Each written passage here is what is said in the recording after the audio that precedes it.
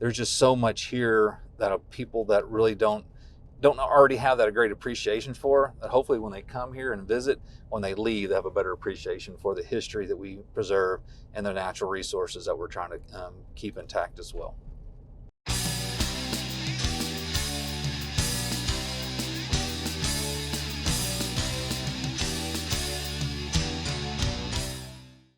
For 3 months, from April to June of 2022, we have been working as park hosts at the Lyndon B. Johnson State Park and Historic Site in Stonewall, Texas. I have been spending time volunteering with the maintenance team. And I've been volunteering on Saturdays at the Sauer Beckman Living History Farm. It has been a great experience overall. I'm so glad that we ended up doing this. Part of what has been great about it has been working and getting to know the staff that they have here and the whole team, and we've really enjoyed spending time with them. Everybody here, from the staff to the other volunteers, have been wonderful, and we've really enjoyed our time. And we specifically enjoyed getting to sit down with both the superintendent and the farm manager to hear a little bit more about the park and the farm and why people should visit and explore these kinds of places. We're a little more unique than most of our state parks in our system. We are not a camping park. We are a day use only site as far as with our historical aspects of our park. We serve as a gateway into the Lyndon B. Johnson National Park, into their LBJ Ranch District. We do the visitor orientation for those parks.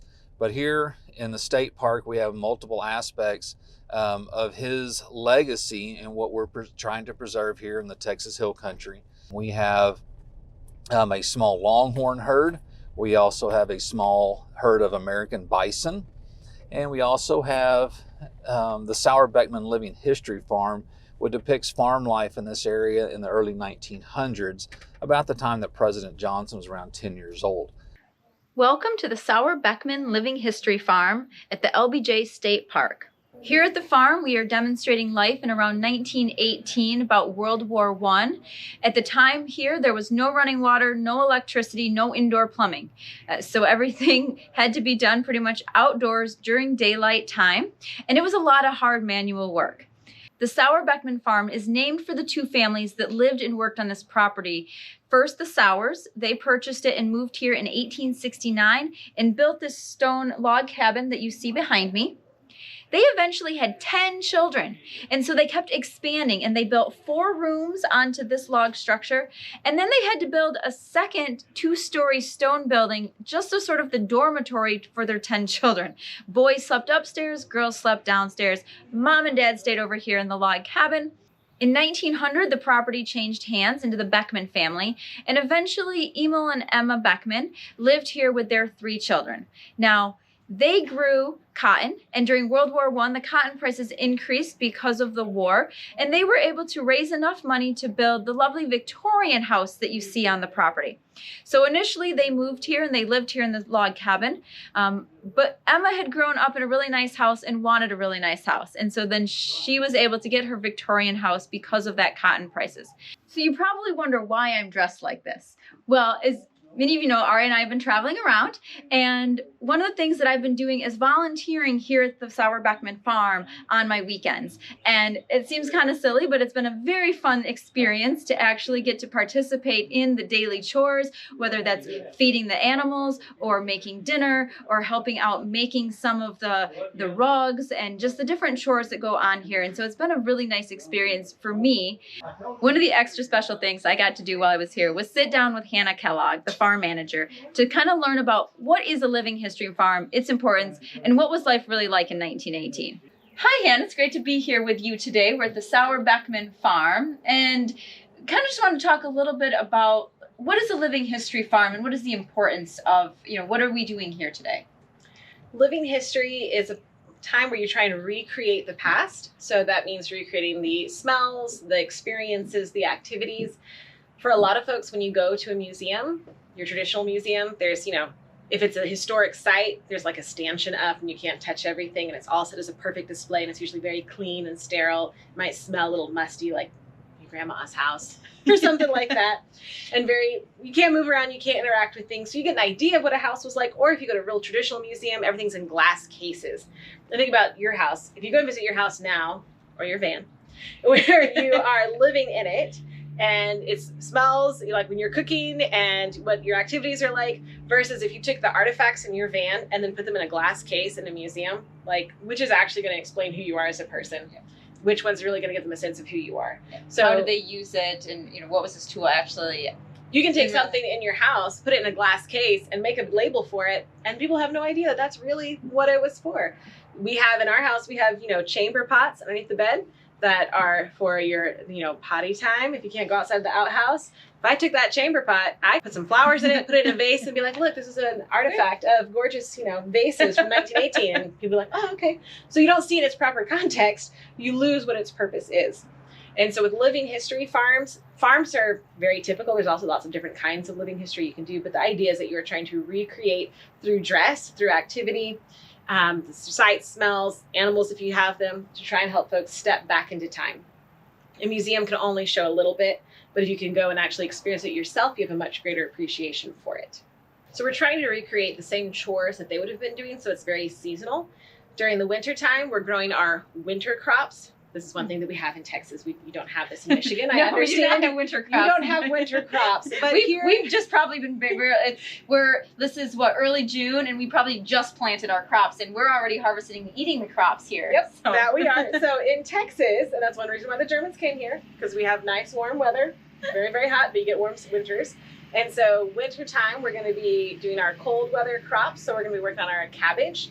And we're going to be making our sauerkraut, because that needs cooler weather. We're going to be growing our broccoli. We're going to be growing our beets, canning our carrots. So for us, we can our carrots usually around Easter, because that's when they're all harvested and canned, and then we're done with carrots. And so very different than your seasonal, what you might be doing. So we're going to be growing what's seasonally appropriate. We're going to be canning what's appropriate. But then also that's when we do our butchering, because that's when it's cold. We don't want that meat to spoil. We do it all outdoors in front of the public. And so we'll be doing our butchering then. Now come summertime, like we are right now, we're harvesting our squash, we're harvesting our green beans, we're canning all of our tomatoes, our okra. So seasonally, we're going to be doing that. We just, this past May, we just sheared our sheep and then processed that with help from our local spinning guild, washing that wool. So you get to see the wool washing when it just happens. You come in November, those sheep need their wool coats, so we're not taking them off at that time of the year. And then, later in the end of harvest, September, when we grow sorghum, we'll be pressing our sorghum, cooking it down into making a sorghum molasses. So a lot of it's agriculture, but then what we're doing in the kitchen, of course, ties to that. And then seasonally, our other chores, what are we making clothing-wise? It's going to vary based on what we need in the season. And so that's what we're trying to recreate. Now, to accommodate modern schedules, we also have a lot of field trips out here. We have a lot of school kids that come out to try and see what life was like 100 years ago. And so that also, the school year affects our schedule quite a bit. So you come in April or you come in November, you're going to get a lot of school kids.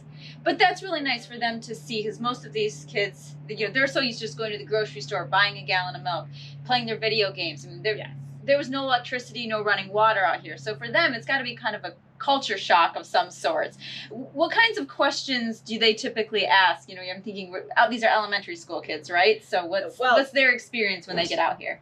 Well, one, yes, with elementary kids, we're able to have tactile experiences. We have hay bales that we set out sometimes, and I've had kids come out and sit on the hay bales and go, ah, and jump up and like, it poked me. And we're like, it's fine. It's hay. And they're like, oh, I've just never seen anything that's pokey. Like they've never like left their living room. They've been on a farm. This is very brand new. All brand new. So like you wouldn't have that experience in a regular museum where you would sit on a hay bale. And we're like, this like learn about hay. Like, talk about baby Jesus in the manger. It's kind of pokey in there. So, it's that great. And so one for kids are coming through. We've had kids go out to try and gather eggs in our chicken coop and come back and be like, I don't think there's eggs in there. And we're like, no, there's eggs. And they're like, well, we didn't see any cartons. Oh. Because they've only ever seen eggs in cartons. They didn't know eggs get put in cartons. They don't come that way. Okay. And to learn, where does our milk come from? Where does our cheese come from? How does butter get made? Have kids help us churn butter is a huge thing. But to be fair to the kids, what's surprised me the most are from not the little kids. We had a group of young adults from Austin come by and freak out because they thought all of our sheep were robotic.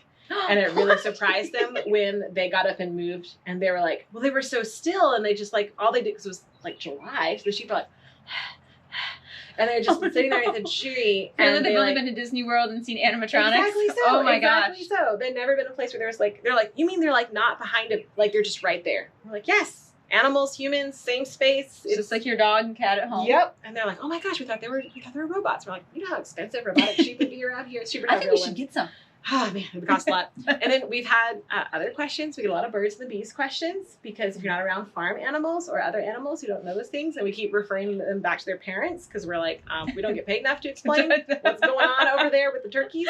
But we have had one time a father came up and said, I'm really embarrassed to ask this question, but my daughter just asked me how of the cows that are out here, which one's a boy and which one's a girl? And we were like, well, it's not so dissimilar from humans, Dad. Like, look at them. You can kind of, okay, all right, let's figure it out. So there's a lot of animal husbandry that we get to discuss with folks, because they've just never been around it. If you've only ever seen them in like petting zoos or at a zoo where they're behind a fence, you've never walked past sheep or chickens or turkeys, it's a whole new experience for them. And it can, I suppose it could be a little disconcerting. I mean, there's a big ram out here. There's a big male turkey. I mean, and they can be a little intimidating until you realize, well, they've grown up here on the farm. They're used to being around people. But you would go out in the wild, in the woods, and you'd be like, no, I'm going to stay away from them. So I can understand that. Or vice versa. They've only been around pets, so everyone tries to pet our animals. Okay. Because that's what an animal is, a pet. And so we have to explain, no, they're safe. They're not wild, but they're not tame like your pet at home. Like the whole how you interact with livestock, if you're from the city, you've never had a chance. Like where else would you go to go and experience that?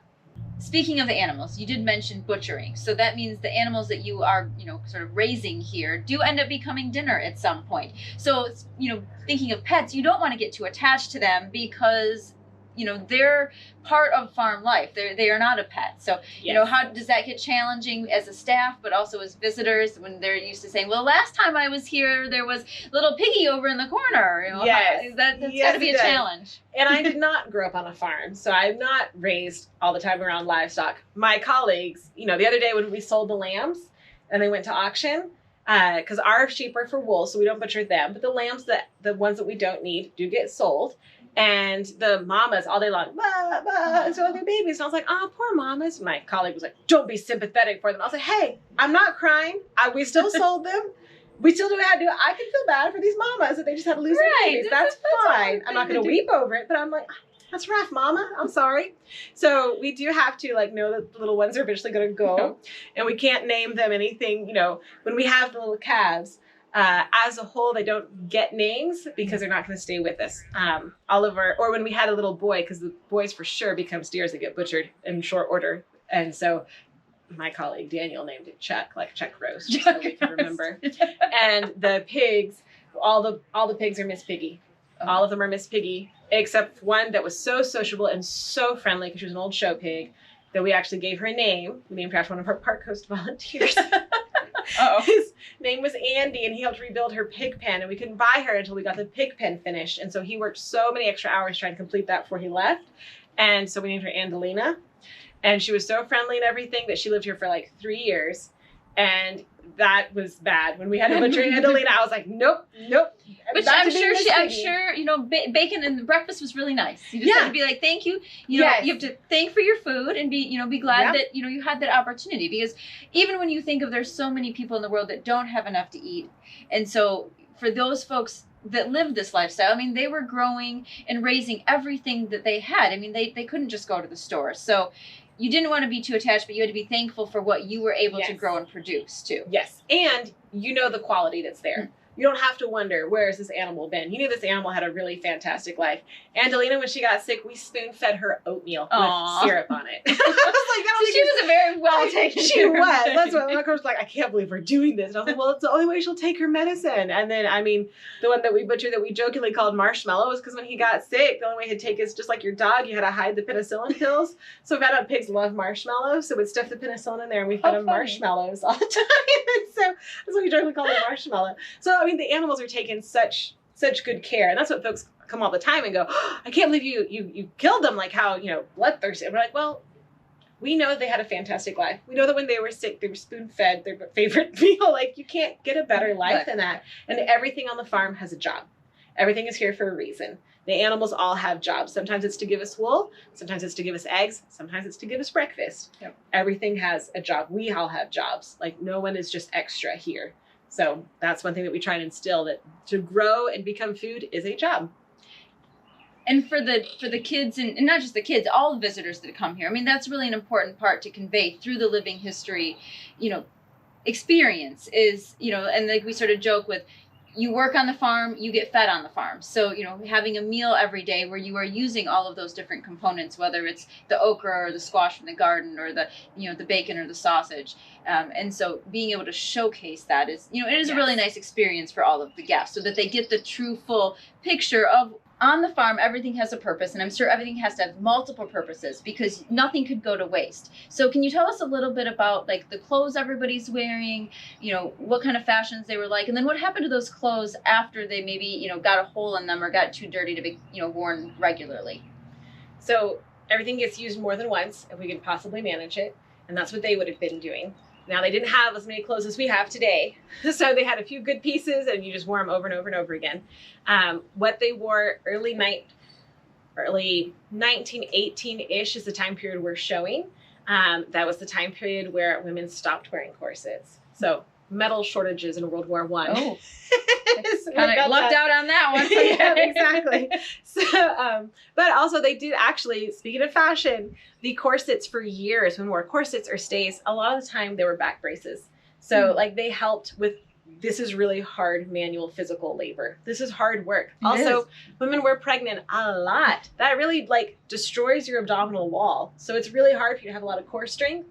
And so for so many times, women wore those corsets when it was fashion, but it wasn't to keep you super skinny like we think 1860s ball gown, like Gone with the Wind. That's what we think of with corsets.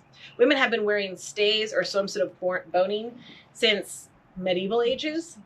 And a lot of it too is when it was the fashion, but it helped give you that support. If you had heavy skirts, then the skirts tied onto your corset. So instead of having something heavy weighing down your hips or tightening, the corset was distributing that weight. Oh. So if you're wearing several petticoats or you're staying warm in wintertime, it's actually making it less hard to tie everything tight around your waist. That corset's distributing that weight. When you are lifting buckets, when you're pregnant and you're lifting child number, Mrs. Sauer had 10 kids. Yeah. So, you've had 8 kids and now you're lifting one and you're carrying this bucket here and you're doing backbreaking, weeding in the garden and carrying all these things. To have that support was incredibly helpful. I mean, we have back braces now, and and lumbar support. Yep. And that was their what they version of did. it. And so it wasn't necessarily, given the course, it wasn't necessarily liberating. It was in some respects, but especially it was actually very, very helpful. And my colleague Terry, who worked here, on the days she wore her corset, as she's ironing, she was like, my back doesn't hurt at the end of the day. She's like, I used to spend all day ironing, bent over. You'd find yourself slouched. And we were joking about that at lunch. You're sitting there eating your gumbo, and it's like, you have good posture. It actually helps. So the clothing does help. To us today, we're like, it's just terrible. It's hot and miserable, but it actually keeps you from having back problems. Never really thought about that. Didn't have that many chiropractors to go to, so you did what you could. So that's just a little aside on that. It's actually somewhat helpful, as opposed to what we think of it as being very confining and just for fashion. But clothing-wise, you're going to be wearing simple versions of what you have, your fancy stuff that you're wearing to church or to weddings or things like that. You're going to be trying to conserve your fabric. They were not fashioned backwards like we would think. They did pay attention to Sears and Roebuck exists, Montgomery Ward, Gimbels. There's all these places they can look for fashion advice, but they're of course going to keep it toned down and practical and breathable. And then also, if your clothes start to wear out, if you tear a hole in it, you're probably going to patch it, but that's going to be a home dress. You're not going to be wearing that to church or anything like that. And if you get a stain on it, you better get that stain out. Or again, it's going to be only seen at home, because even more so than today, how you dressed, how you presented yourself was so incredibly important. Today we have social media and how we present ourselves on social media. Well, they didn't have that. People just saw you. They had Sunday in the pew, and you wanted to. You want to make sure that you dressed appropriately and what was proper for your station, for your role in life, that you were dressing as you should, as a man or woman should at that time. So you're going to be patching it. That's going to stay at home. If, say, you've worn it, it's kind of threadbare, but you can cut it down, then it can go to your kid or to your younger sibling or be worn by someone else.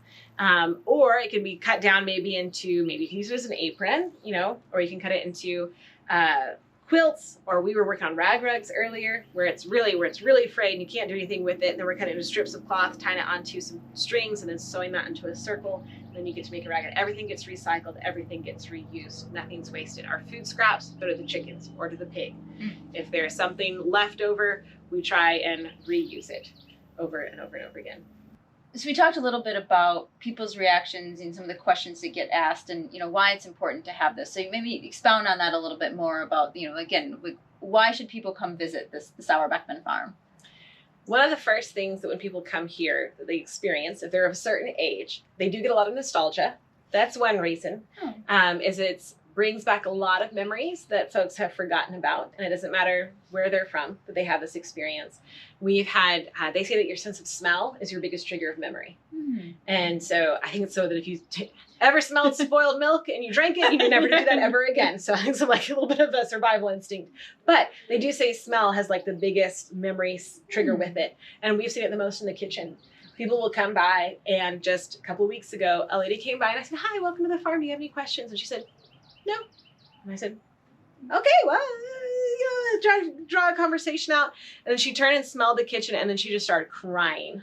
And she said, "That barn, I walked through the barn, and it was my grandpa's barn. And I have not smelled my grandpa's barn in years, but I had the best memories as a kid. And this kitchen smells like my grandma's kitchen. And the memories it's bringing back, that was home for me. It was a safe space." And she started crying. And she said, I'm just going to walk around." And I said, "Carry on. I'm glad we're able to give that to you." She's like, "Yep." I was like, "Yeah, and that's a good experience. I mean, that's like you hope to instill that or draw that out in people. And you don't really want to make them cry, but that's a good experience for them. And for them too. So for so many folks that come through that go, "This is just like," or "I was just," and it brings back so many memories for them they don't get anywhere else, and things that they've forgotten about for decades. And it doesn't matter what country you're from. We have visitors from all over the world that have come through and gone, "This is just like where I grew up in Africa." And I said, "Well, it's not really, but cooking over wood, those smells, the food, growing your own food, the smell of animals, that transcends a lot of cultures."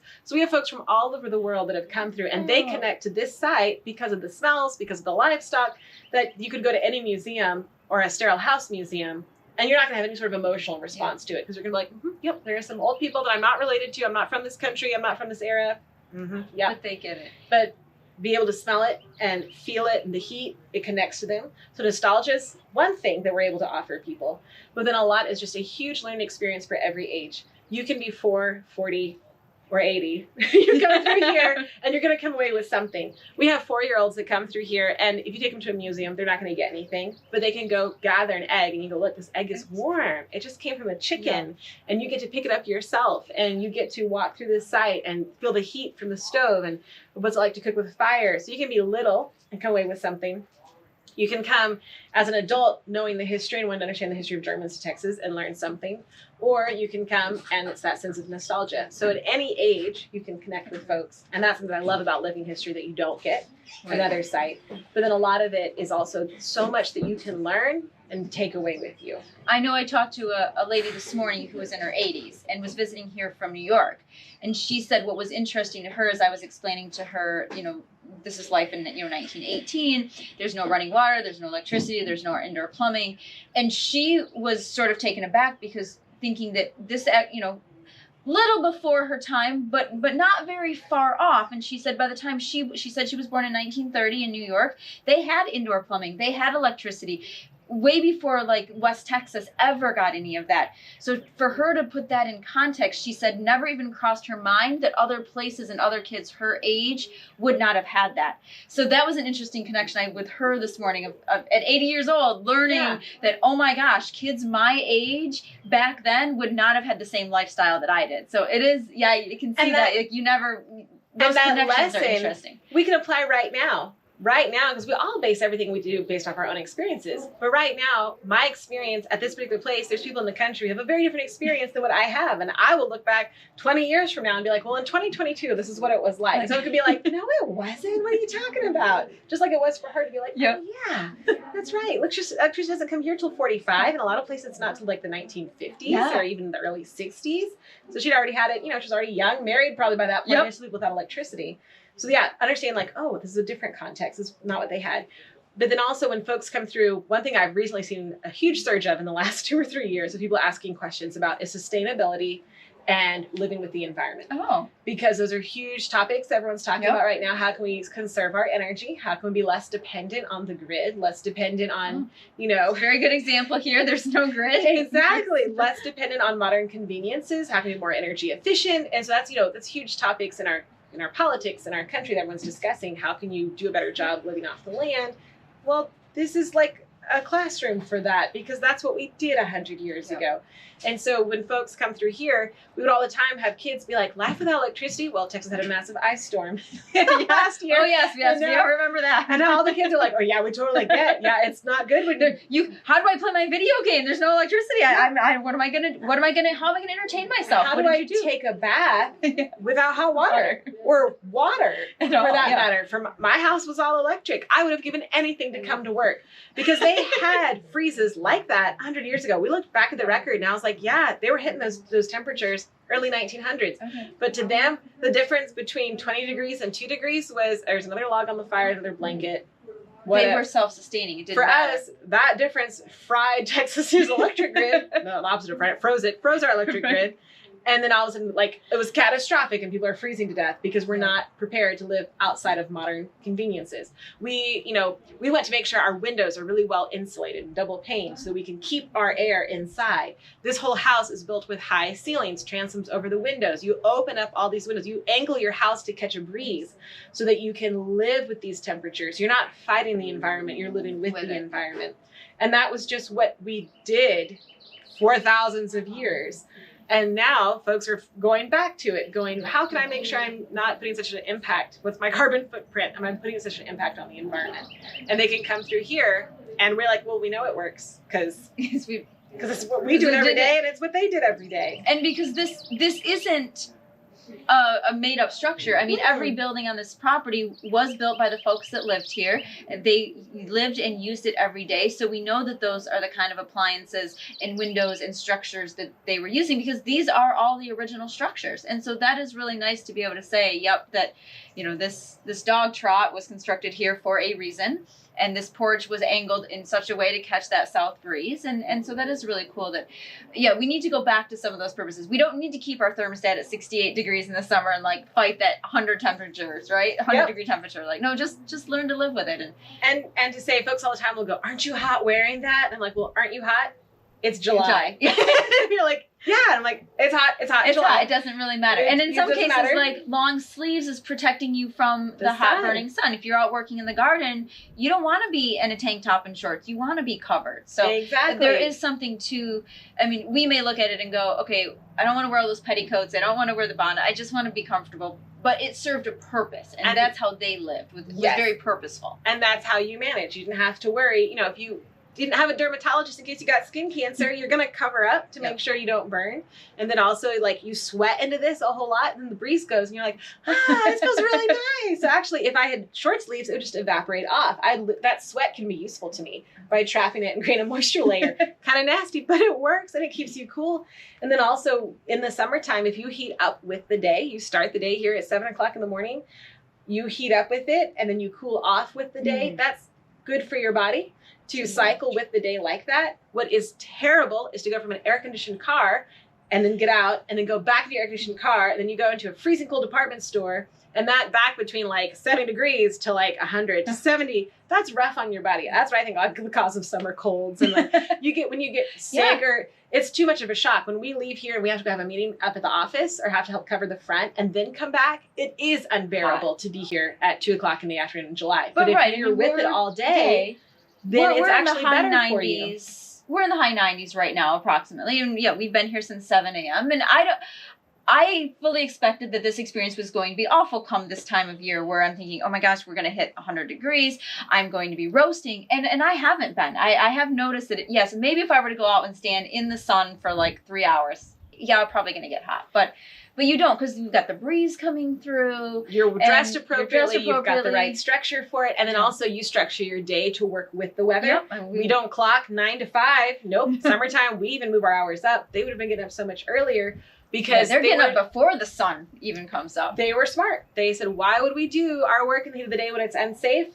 let's do it first thing in the morning. Like, folks were so smart, Yes. and they thought about things that we don't. So there's so much that we can learn from this time period, or from any time before we had modern conveniences, and we're reliant and we're handicapped in some ways because we don't know how to do it other. And when, especially like, you know, you said with the sun, they were also, there was no electricity. So their only source of light was either the sun, the moon, or their, you know, oil lamps. So you're going to bed much earlier because you're getting up before the sun comes up to tend to your crops, to feed your cattle, and then go to bed much earlier and start that cycle over. So, I mean, you know, we're all artificial now. Nobody has this good sleep cycle. Everything's off. We're all taking sleep aids to help us sleep. We're all taking melatonin because we're not getting enough sunshine to let our bodies know, like, it's daytime, guys. Yeah, most of the time we're inside. Yep. Science is going, you know, it's actually really important for your body, for you to be like outdoors. And back then would have been like, it's just the life.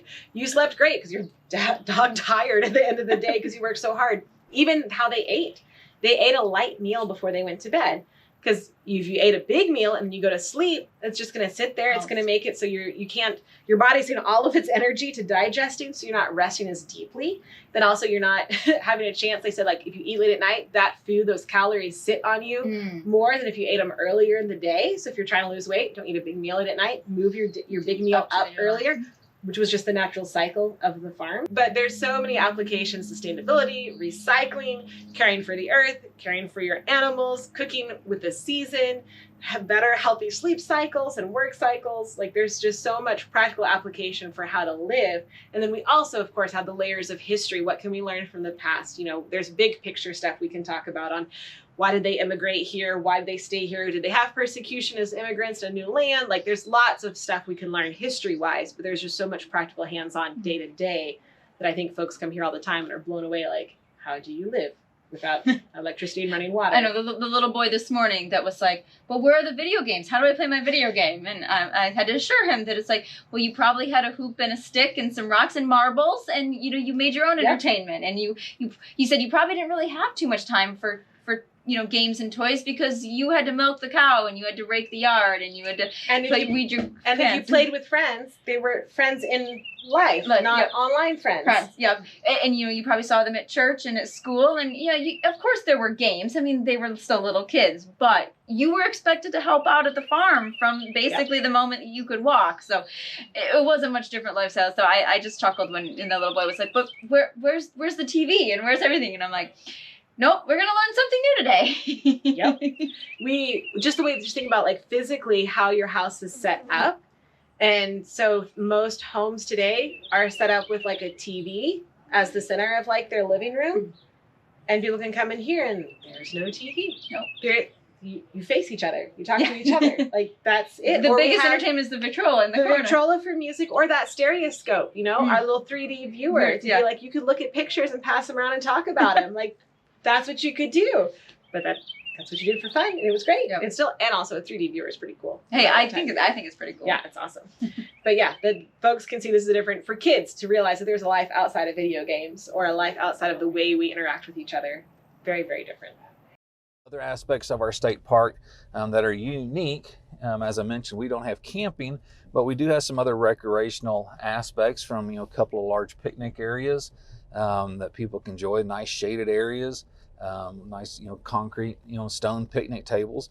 We also have an Olympic-sized swimming pool, which is unique to our state park system. We do have a few other swimming pools in our system, but we do have one here in our park. We also have a baseball field, and we also have access to the Pedernales River, which separates the state park and the national park. There's fishing. We do allow swimming. We don't necessarily recommend swimming. The water, the banks on our side of the river are pretty steep, so it's kind of hard to swim from this area. But we do have a number of recreational opportunities as well. In our park, we do have a little over 1.5 miles of walking trails that connects many aspects of our park.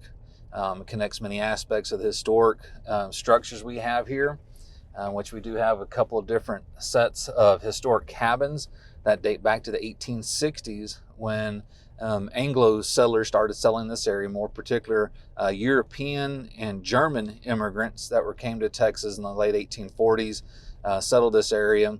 into the 1860s. We do have and preserve some of the oldest cabins in the Texas Hill Country that date back to the early 1860s from the Danz family. Casper Danz, D-A-N-Z, was one of the earliest settlers to the Fredericksburg area and moved a little further east from Fredericksburg, bought this property for he and his family to live on, and he later sold segments of his property to the Barons families and then to the Sauer families, who then sold some of their property to the Beckman families. This property became a state park in the late 1960s. The state park itself was not owned by the Johnson family. The property north of us across the Pedernales River was owned by the Johnson family, but this property was purchased by some of the friends of President and Lady Bird Johnson to help serve as a state park, to be the buffer and the gateway into the national park. So around 1969 is when we basically say this park was acquired. It was, work in progress for a couple of years. Before that, and even to past that, there was some property added on. The park itself is now a little over 700 acres. It's a very long and narrow park that is between US Highway 290 and Ranch Road 1, which parallels the Pedernales River. We help bring history to life with our Sauer Beckman Living History Farm. The emotional connection that we make with a lot of our visitors, young and old, bringing back memories from the past or trying to keep that history alive that they may never have known that that's how people did things over 100 years ago. We're helping to maintain that legacy of President Johnson. As we get further and further decades, we get further past these historical figures, sometimes we start to lose focus of their importance. But we're trying to keep that legacy alive, keep the history alive, and show that to our visitors so that there can be a continued appreciation for the past.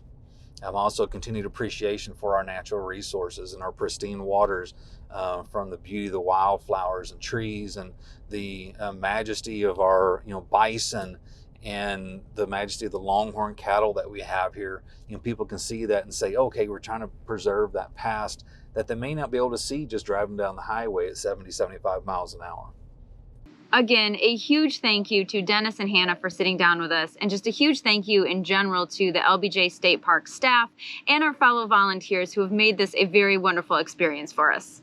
We're going to miss you all. And if you haven't considered being a park host somewhere, start looking around. There are a ton of opportunities nationwide that you might be able to do something like this and really get to know an area and enjoy volunteering and serving at a state park, a national park. There's all kinds of places to serve. In the meantime, keep on trekking. And we'll see you out there.